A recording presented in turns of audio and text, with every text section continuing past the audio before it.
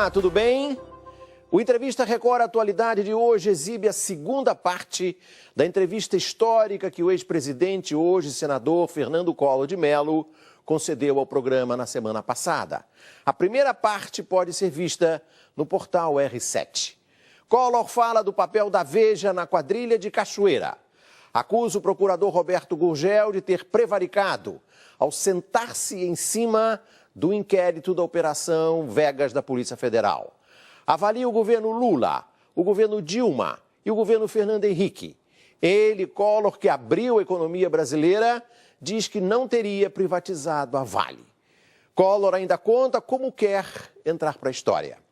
Vamos exibir hoje também uma entrevista com Luiz Otávio Vieira, diretor de projetos da Fundação GeoRio, órgão que coordena um amplo programa de prevenção contra catástrofes naturais na cidade do Rio de Janeiro.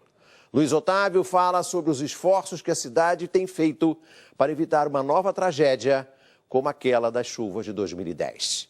Antes, vamos a essa segunda parte da entrevista com Fernando Collor. O ex-presidente considera que o Procurador-Geral da República, Roberto Gurgel, cometeu um crime. Senador, o senhor acusou o procurador Roberto Gurgel, num pronunciamento no Senado, de uma ação criminosa.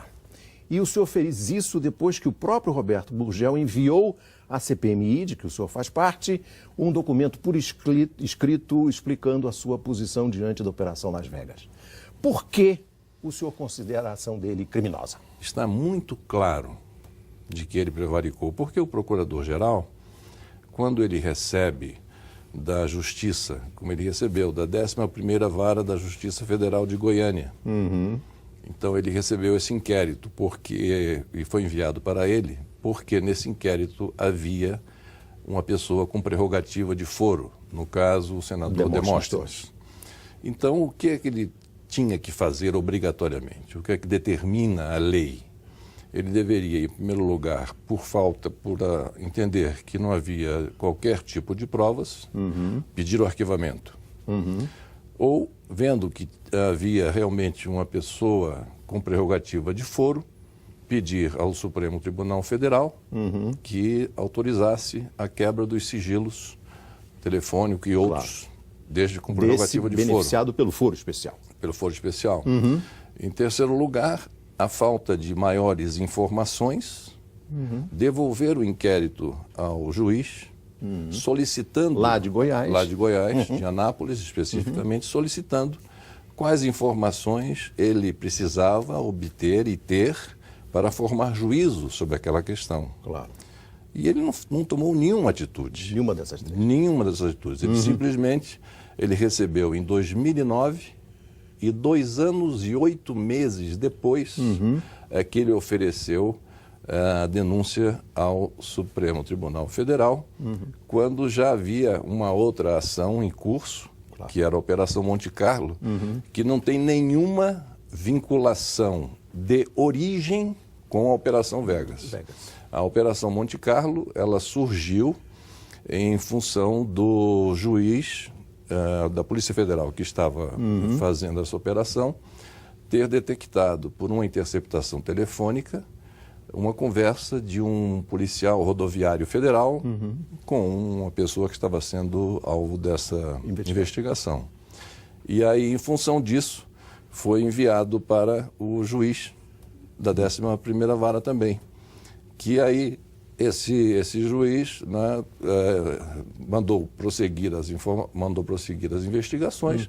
Então, quando ele diz que, graças a essa, ele Gurgel, quando o Procurador-Geral da República, Roberto Gurgel, diz que a Operação Monte Carlo obteve este êxito, graças à ação premonitória ou precavida da parte dele de sobrestar a Operação Vegas, ele mente.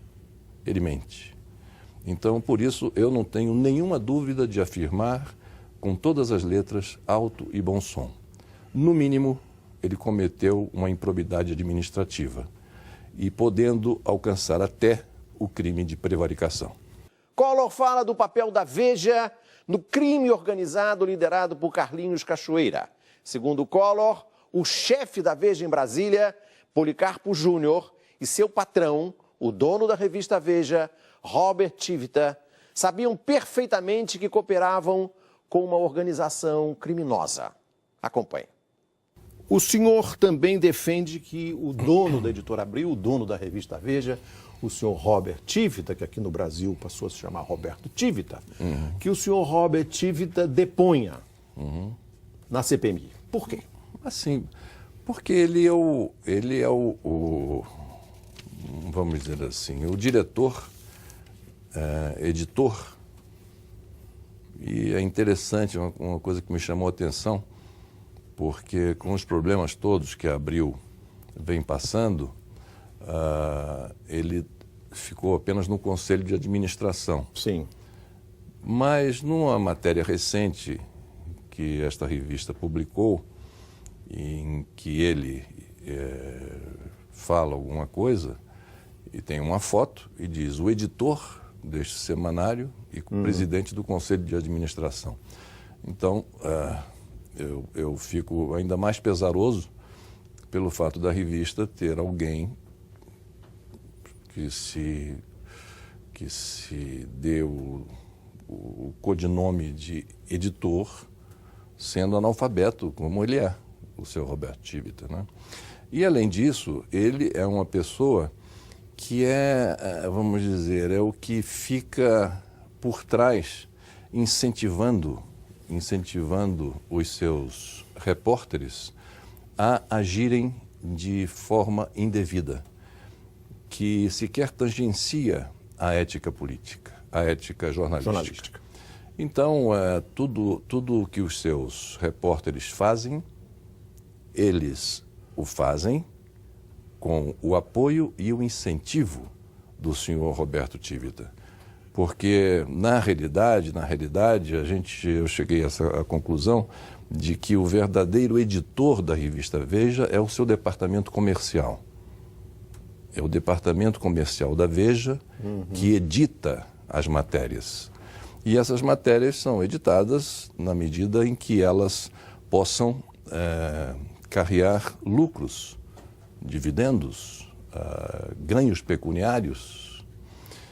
E todas essas capas que renderam à Veja aumento de tiragem e, consequentemente, aumento na venda avulsa, aumento no número de anunciantes, aumento do preço dos próprios anúncios e, em termos de prestígio, tudo isso foi fruto de uma ação criminosa de um jornalista chamado Policarpo Júnior, editor desta revista aqui em Brasília, que tinha essa ligação com um grupo criminoso há quase 10 anos, se valendo dessa íntima vinculação com uma organização que ele sabia ser uma organização... O senhor não tem dúvida de que ele sabia que era uma organização criminosa? Nenhuma dúvida.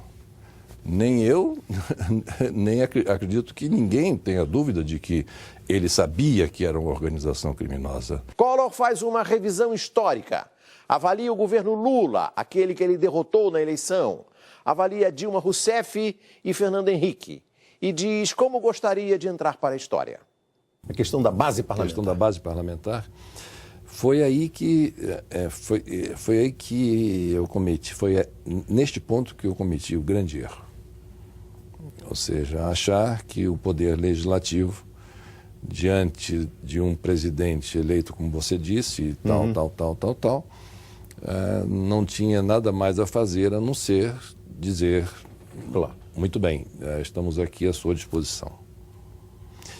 E isso foi um brutal equívoco, porque na primeira oportunidade em que o Congresso Nacional teve de se voltar contra aquele que os havia menosprezado, os havia tratado de uma forma não considerada adequada. Política. Então, e também impulsionados, né, pela mídia e pelo rumor das ruas, então foi o momento. E antes de uma eleição, porque foi no dia 27 ou 29 de setembro, se não me engano, o meu afastamento pela Câmara, e no dia 3 de outubro havia eleição. Sim. Então, o que foi uma outra violência, porque pelos prazos que me eram dados pela Constituição, pelo regimento interno, enfim, pelas leis em geral, eu teria mais prazo para apresentar a minha defesa, ver o contraditório, enfim, estabelecer o contraditório e gerar a defesa para que houvesse o correto juízo de quem estava certo e de quem não estava certo. Né? Senador, isso tudo foi atropelado e me levou a... O presidente Lula disse e repete que foi bom ele não ter sido eleito em 89. Eu soube disso. Porque em 89 ele não estava preparado para governar o Brasil.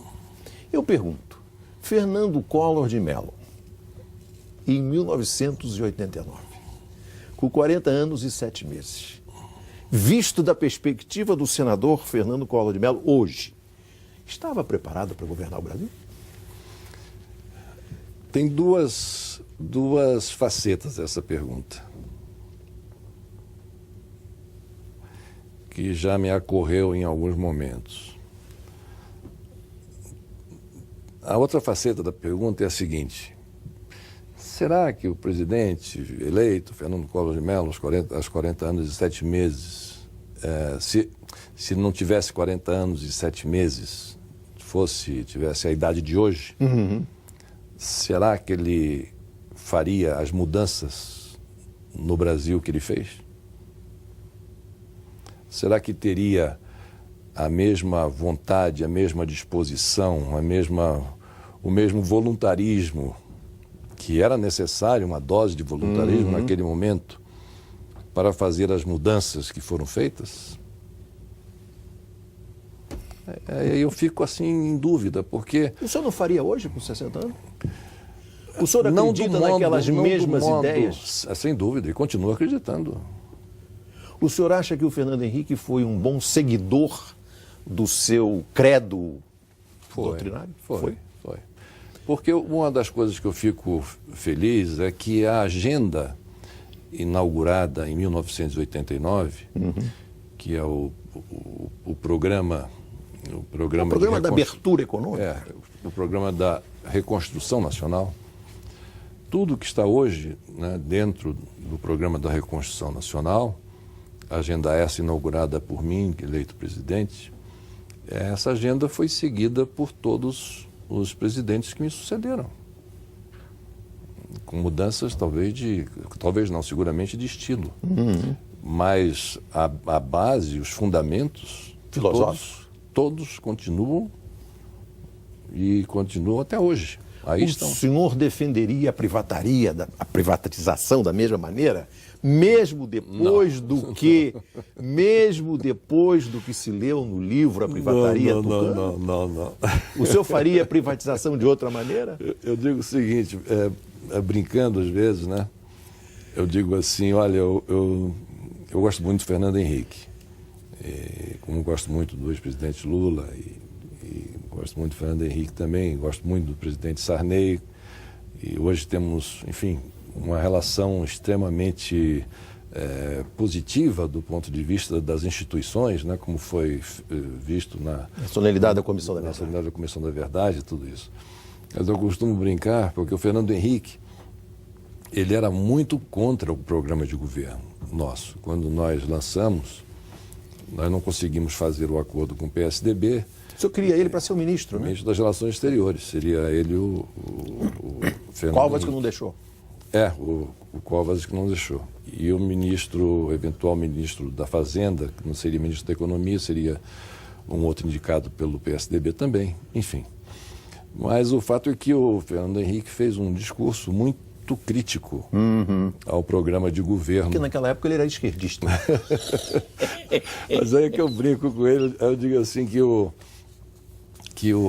Fernando Henrique, quando se tornou presidente, ele abraçou com tamanha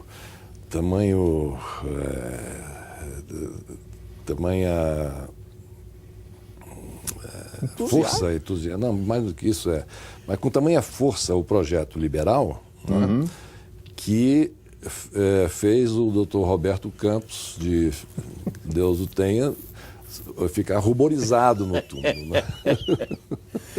Mas seguramente isso aí não tem certos setores, eu jamais tocaria como. Não estou dizendo e não vai nenhuma, por exemplo, não vai nenhuma crítica. O que o senhor não privatizaria? Ao governo o senhor Fernando privatizaria Henrique, a Vale? Ao contrário, que ele foi um grande presidente, trouxe uma grande contribuição e colaboração para o Brasil. Ele tem méritos excepcionais e não vai, portanto, aqui nenhuma crítica. Mas é uma conversa que nós estamos tendo aqui agora e podendo fazer algumas reflexões. Não, a Vale do Rio Doce eu jamais privatizaria. Jamais. Jamais. E em consonância com aquilo que pensava o seu vice-presidente Itamar Franco. Jamais. Jamais. É um dos pontos em que coincidíamos, né, era em relação à questão da Vale. A Vale eu não privatizaria. Senador, o senhor sabia que a presidenta Dilma ia prestar uma homenagem ao senhor no dia do lançamento da Comissão da Verdade? Ou foi surpreendido? Na homenagem que eu me senti... Quando ela disse, quero saudar o presidente Fernando Collor de Mello, que abriu os arquivos do DOPS. Porque, na realidade, com todo esse processo de redemocratização, o primeiro passo, quem deu isso, eu fiquei muito sensibilizado com a lembrança da presidenta Dilma Rousseff, fui eu, quando determinei a abertura dos chamados porões do DOPS, do Rio, de São Paulo, né, que foram aqueles de tudo, que fosse aberto imediatamente. Né? E essa é uma medida difícil de tomar naquela época. Sim. Muito difícil. Muito complicada, porque nós estávamos ali deixando, né, depois da transição feita de forma muito patriótica e o regime militar tinha pelo mal presidente acabado. José Sarney, não é? Então foi uma coisa muito difícil, mas foi feita. Foi feita. O que o senhor achou do governo Lula? Nota de 1 a 10. Olha, 10 é um governo muito perfeito, né? A gente costuma dizer 10, somente Deus. Mas o Lula fez um grande governo. Mas ele não reza pela sua cartilha. Não, mas o que houve foi o seguinte, é que o presidente Lula, voltando àquilo que você disse, e que realmente eu ouvi de um amigo comum, que ele teria dito que, olha, ainda bem que em 89 não foi eleito, porque e que Deus sabe fazer a coisa a seu tempo e tal. Então, ele, quando chegou à presidência, eu acredito não, tenho certeza que ele estava amadurecido e que estava preparado e com um foco muito bem determinado no que deveria fazer. Não é?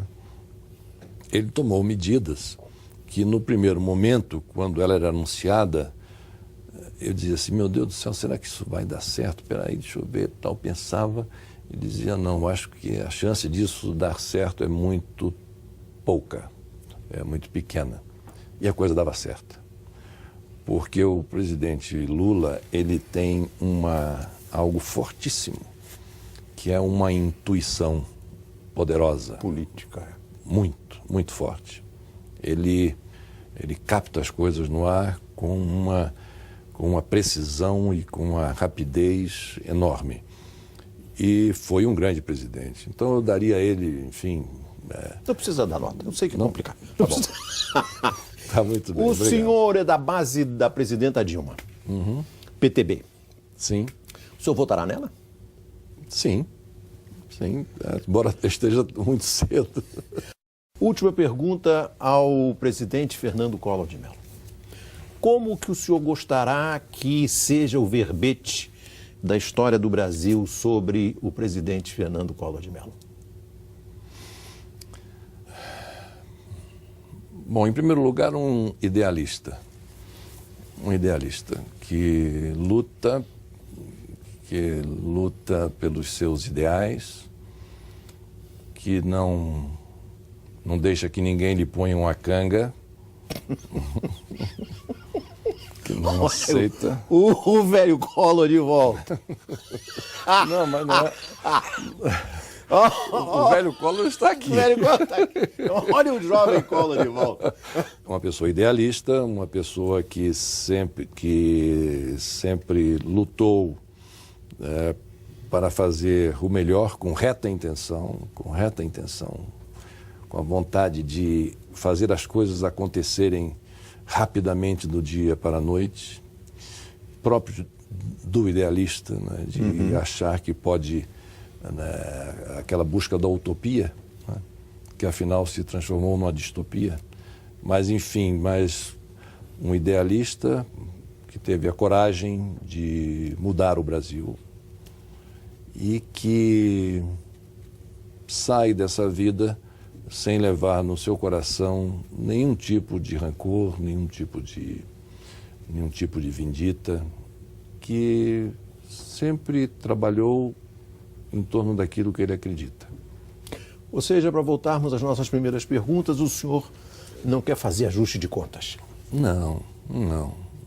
O ajuste de contas, usando um outro termo que poderia ter esse mesmo significado, a resposta que eu poderia dar me foi dada pela decisão do Supremo Tribunal Federal. É aquilo que nós falamos. Espera aí, eu fui eleito para um mandato de 4 anos. 4 anos. No meio desse mandato, depois de 2 anos e meio de eleito presidente da República, no exercício do seu mandato, vêm as acusações me acusando de tudo.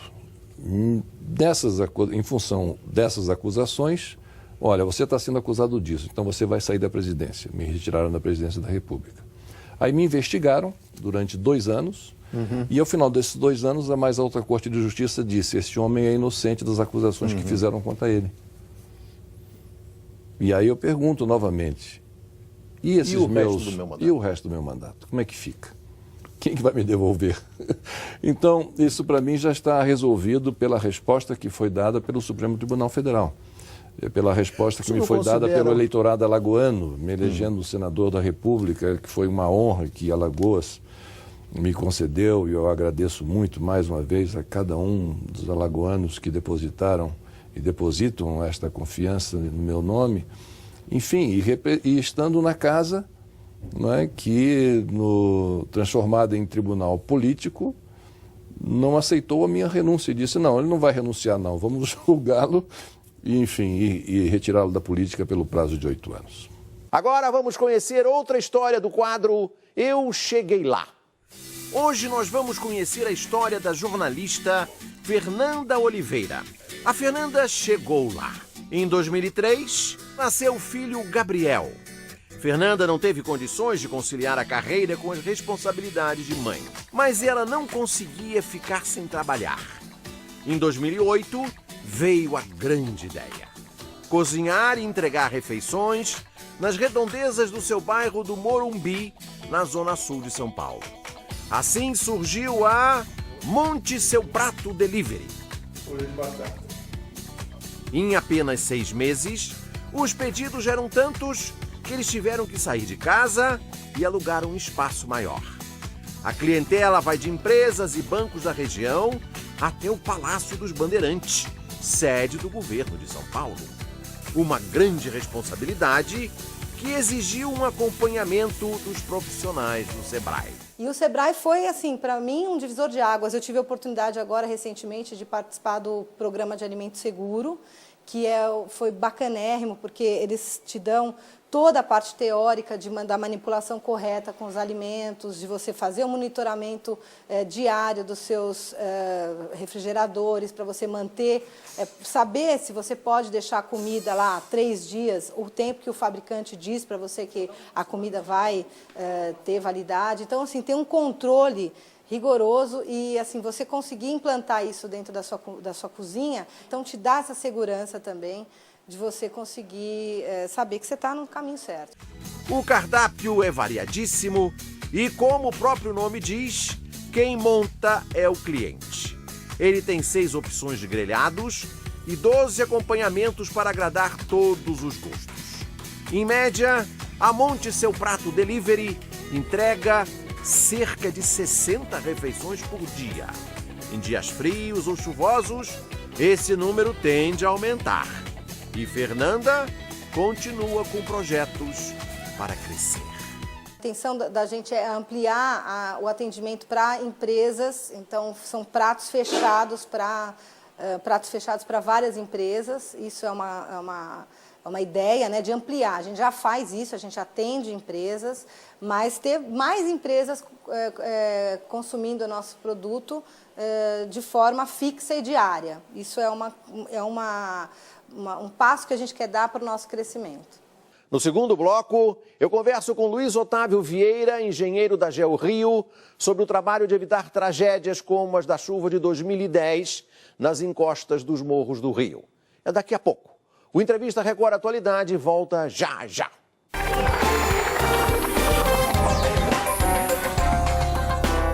O Entrevista Record está de volta para contar o que o Rio fez para evitar que 100 mil pessoas que moram nas encostas dos morros do Rio venham a sofrer como nas chuvas de 2010. O ano de 2010 começou com uma das mais severas chuvas da história do Rio de Janeiro. Deslizamentos e enchentes varreram a região serrana do Rio. A chuva destruiu ruas e casas. Centenas de famílias ficaram desabrigadas e mais de 500 pessoas morreram.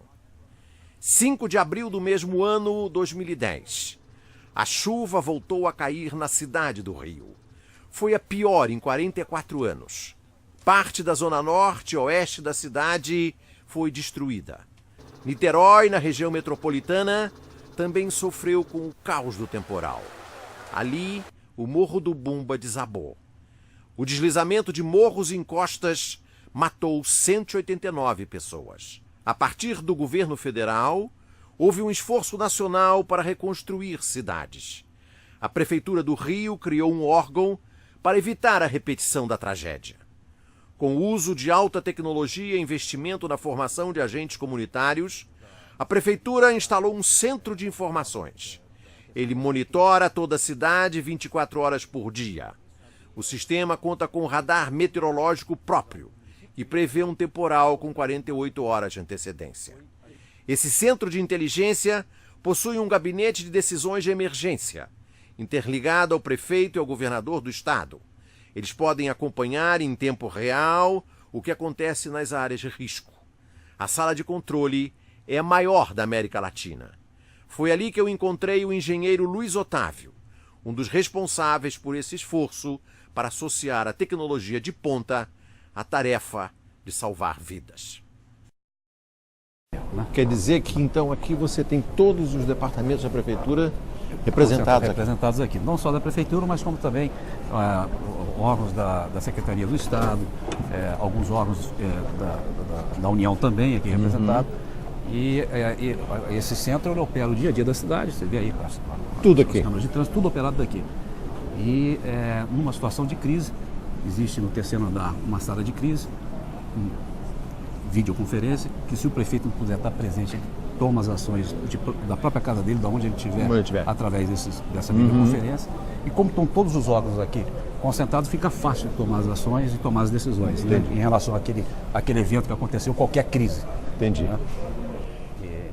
Isso aqui é o mapa... Esse é uma visão do município do Rio de Janeiro, mostrando um mapa de risco, que foi... Esses pontos vermelhos... Esses pontos vermelhos representam áreas de alto risco. A área amarelada representa áreas de médio risco e a área verde representa a região de baixo risco. Essa aqui é uma área muito séria, então. Essa aí é a região, aquela região ali é perto do Rio Comprido. Do Rio Comprido ali entre Tijuca e Rio Comprido. É Prazeres Escondidinhos, que se não me engano que está por aí, que é uma área realmente problemática em que a gente tem situações de alto risco. Ok. E quando cai uma tempestade, quando o rio enche, o que acontece? Vocês veem imediatamente aqui o que está acontecendo em cada lugar onde há mais perigo? Praticamente em todas essas comunidades hoje tem instalado um sistema de alerta. Esse sistema de alerta sonoro é quando a chuva atinge um determinado índice em que há possibilidade de acontecer algum deslizamento, a gente aqui do Centro de Operações da Defesa Civil acessa a esse sistema de alerta e dá então as sirenes começam a tocar. E essa população já está treinada e ensaiada para poder sair das suas moradias para que preserve a sua vida. Tá. E nós temos problemas de risco em várias regiões da cidade do Rio de Janeiro e estamos começando a fazer as obras. Entendi. Enquanto essas obras não ficam prontas, a gente tem que tentar salvar a vida das pessoas. Agora, Luiz Otávio, me explica uma coisa. O que acontece quando começa a chover e um morador aqui dessa região do Rio Comprido, numa área de risco, como é que ele é avisado? Como é que ele é alertado? Ele é alertado de várias formas. A primeira forma, ele é alertado quando existe a possibilidade de acontecer uma chuva severa. É o primeiro alerta que a gente dá. A gente dá 2 tipos de alerta. Alerta de chegada de chuva severa e alerta de deslizamento, quando essa chuva efetivamente entra na cidade e ela começa a acontecer. Então, antes que a chuva aconteça, o presidente da Associação de Moradores e algumas pessoas chaves dentro da comunidade são avisadas através de celular. Eles recebem um SMS dizendo, ó, existe a possibilidade de uma chuva forte, ou existe um risco alto de que essa chuva vai acontecer. Eles já ficam preparados, já avisam a comunidade. E à medida que essa chuva vai chegando, a gente vai monitorando através de uma rede de pluviômetros que a gente tem espalhado pela cidade. E quando esses índices vão sendo atingidos e que efetivamente aquele deslizamento pode acontecer, essas pessoas, o sistema de alerta é acionado. Essas pessoas, então, já foram treinadas para sair, abandonar. Já houve um treinamento prévio? Já houve vários treinamentos. Todas as comunidades que têm sirene foram exaustivamente treinadas. Todos eles estão cientes. Todos os moradores que moram em área de risco sabem que estão em área de risco e o que tem que fazer e para onde se dirigir caso isso aconteça. Isso aí existia em 2010? Não. Isso foi toda uma ação que o prefeito tomou logo após aquela chuva catastrófica que aconteceu na cidade em 2010, em abril de 2010, e ele, então, não queria mais conviver com esse problema. Deixa eu entender uma coisa, Luiz Otávio. Vocês intervêm, por exemplo, estamos aqui agora, a favela do Jamelão, Grajaú, Tijuca, estamos no maciço da Tijuca, que é o nosso problema maior. Maiores problemas estão aqui no maciço vocês intervêm nessa comunidade no sentido de faz obra, diminui o perigo fisicamente? É isso que nós estamos fazendo. O que vocês estão fazendo? Depois dessa radiografia dos problemas na cidade, o prefeito então pediu para que a gente desenvolvesse os projetos que fossem necessários para poder mitigar esse risco. Ou através de obra de contenção ou através do reassentamento de moradias que estão em áreas de alto risco e onde a obra de contenção fica extremamente cara e que não se justifica manter a população desse local. Então essas obras estão sendo paulativamente implantadas. Nós já estamos efetivamente executando obras para mitigar o risco onde existe área de risco. Que tipo de obra vocês estão fazendo? São obras de contenção de encosta, drenagem, reflorestamento e às vezes reassentamento. Essas obras estão sendo feitas hoje na Rocinha, Vidigal e Chácara do Céu. Elas estão efetivamente recebendo essas intervenções para eliminar o risco nessas comunidades. As outras vão ser paulatinamente serem atendidas à medida dentro de uma Quando programação. você fala reassentamento, o que você está querendo dizer? Significa que tira as famílias daí e leva para uma área de risco, um programa Minha Casa Minha Vida, um programa de habitacional desse, ou uma compra assistida, ou mesmo um aluguel social. De 2010 para cá, quantas pessoas, quantas famílias vocês tiraram de área de risco e levaram para áreas seguras? De 2010 para cá, em torno de 3 mil famílias foram reassentadas. A gente tem um programa, a SMH tem um programa de reassentamento de uma população muito maior ainda, que a gente está analisando, mas de 2010 para cá, em torno de 3 mil famílias foram reassentadas. Entendi. Quantas pessoas moram em áreas de risco em todo o município do Rio de Janeiro? Olha, o mapeamento nosso abrangeu o maciço da Tijuca e algumas áreas adjacentes. Portanto, a gente ainda não tem a radiografia da cidade como um todo. Mas no maciço da Tijuca, onde se concentra a maior quantidade de pessoas em área de risco, está envolvido no maciço da Tijuca e algumas áreas adjacentes em torno de 17 mil moradias em alto risco. 17 mil moradias. Se nós imaginarmos aí 3, 4 pessoas por moradia, vai aí um número de 80 pessoas. mil, 100 mil pessoas correm risco quando cai uma tempestade no Rio de Janeiro. Daí a importância do sistema de alerta sonoro para que essas pessoas sejam avisadas e saiam da sua residência, que se ela mora em área de alto risco, para poder preservar a sua vida. Outra coisa, Luiz Otávio, quanto que vocês já gastaram de 2010 para cá nesse trabalho de prevenção e de intervenção física nas áreas de risco? A GeoRio, em 2010, teve um investimento de aproximadamente 165 milhões. Isso significa, em termos de GeoRio, que é o órgão que cuida dessa questão, um investimento correspondente a mais ou menos 10 a 12 anos de existência da GeoRio. O prefeito investiu pesado, não só nas obras corretivas para resolver o problema que tinha acabado de acontecer nas chuvas de abril, mas como também produzir todo esse diagnóstico da cidade e tomar essas ações. Isso aqui o que é? Uma UPP? Aí provavelmente... Não. É o PP, né? É o PP. É o PP. Tá. São o PP nessas comunidades. Tem várias comunidades que já estão com o PP, Tá. o que facilita enormemente o nosso trabalho. Como nessa que o situação. PP facilita o seu trabalho? Facilita pela questão, a GeoRio faz obra nessas comunidades já há muito tempo. E a gente tem realmente naquelas comunidades, quando não eram pacificadas, uma dificuldade muito grande de executar essas obras pela questão do tráfico, pela questão da violência. Claro, claro. Nessas comunidades com o PP, a facilidade aumentou muito. Me fala agora então da questão da previsão do tempo. A previsão do tempo vamos dizer assim, é a ferramenta fundamental Claro. em todo esse processo. A prefeitura investiu, o prefeito investiu pesadamente nessa questão, inclusive adquirindo um radar específico para a cidade do Rio de Janeiro. Até então, até antes da chuva de abril de 2010, nós contávamos que a peça fundamental numa previsão do tempo é o radar. Nós contávamos com o radar do Pico do Couto, que é da aeronáutica, que é um radar voltado para a questão aeronáutica. E ele fica numa altitude de 1.800 metros e, portanto, ficava direcionado para aquela posição que interessa a aviação e não para a chuva. Claro. Então, para você ter uma ideia, em abril de 2010, essa chuva entrou numa altitude menor que 1.800 e o radar não pegou. Ele pegou uma chuva, mas não pegou naquela intensidade. Então a chuva caiu. O radar estava em cima a nuvem forte que precipitou. estava numa altitude menor. E então a chuva caiu com uma intensidade muito maior do que aquela que a gente estava esperando. E aí o prefeito falou, não, vamos comprar um radar especificamente para a cidade do Rio de Janeiro para atender as nossas necessidades. Esse radar foi comprado, foi adquirido, já está instalado no Sumaré, ao custo de 2 milhões, nós compramos, instalamos, ele está operando. E ele atende especificamente a cidade do Rio de Janeiro, tem uma área de ação de 200 quilômetros, mas ele fica numa altitude menor, a gente ainda conta com a imagem do radar do Pico do Couto, além desse nosso radar, e ele fica direcionado para a chuva. Se a chuva entra numa determinada direção, ele vira para a chuva e disseca a chuva. Isso aí é uma tecnologia de quem? Isso aí deve existir, exigir um computador maravilhoso, um software maravilhoso. Esse radar especificamente veio dos Estados Unidos. Os Estados Unidos tem muito radar, porque eles lá têm previsão para furacão, para tudo, para agricultura. Eles lá, o radar que é radar a cada esquina. Então eles têm uma tecnologia muito avançada em relação a isso. E essa tecnologia nós incorporamos com a compra desse radar. E hoje nós temos condição de fazer uma previsão de tempo muito mais precisa do que a gente tinha até a aquisição desse radar.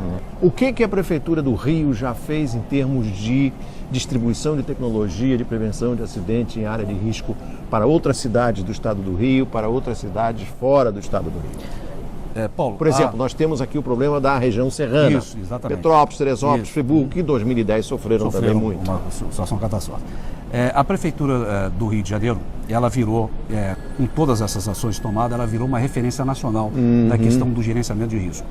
Nós fizemos essa apresentação que eu estou fazendo a vocês aqui agora para várias entidades, inclusive deputados, senadores, a própria presidenta da República esteve aqui para conhecer o nosso processo, porque ela esteve aqui logo consternada depois da com aquela tragédia, situação da região serrana. Foi. E a GeoRio tem convênios com prefeituras de outros estados e do estado do Rio de Janeiro também. Por exemplo, naquela situação de Friburgo, nós fomos imediatamente chamados pelo governador, o governador pediu um socorro ao prefeito, o prefeito pediu para que a gente fosse à região serrana para dar aquele apoio emergencial, porque a nossa equipe também é pequena, nós temos completamente absorvida pelo Rio. Mas fomos lá e orientamos a eles o que fazer naquela situação catastrófica que eles estavam vivendo, inclusive situações de risco que ainda persistiam, que podiam morrer pessoas, a gente orientou o que fazer, como remover essas pessoas, como remover o material, e depois então eles começaram a desenvolver o trabalho, vamos dizer, de uma forma mais orientada por nós e de uma forma por eles mesmos. Então a gente dá as imagens do radar, a gente, como ele tem uma área de abrangência de 200 quilômetros, Friburgo, Petrópolis ou Teresópolis podem ter essa informação. Agora, por exemplo, Niterói, tem gente aqui dentro do centro de operações, mandou a Prefeitura de Niterói, fez um convênio com o prefeito, com a Prefeitura do Rio, tem gente aqui para questão de monitorar. O Niterói viveu o problema do Morro do Bumba. Viveu o momento do Morro do Bumba. Então eles têm acesso às nossas informações do radar, de índices de chuva, enfim, eles têm essas informações. E até que ponto essa previsão do tempo que você tem aqui é conectada ou se beneficia, se enriquece com o trabalho do INPE lá em São José dos Campos? O INPE dá um grande apoio para a gente aqui na questão do sistema Nataí. A gente tem um convênio com o INPE. Então, a parte de tecnologia, a parte de desenvolvimento de software e essa parte mais específica do programa, a gente tem um apoio do INPE e eles estão efetivamente sempre em contato com a gente. O Entrevista Record fica por aqui. Você pode rever esse programa no site da Record News, no portal R7. Boa sorte! Record News, jornalismo 24 horas de plantão.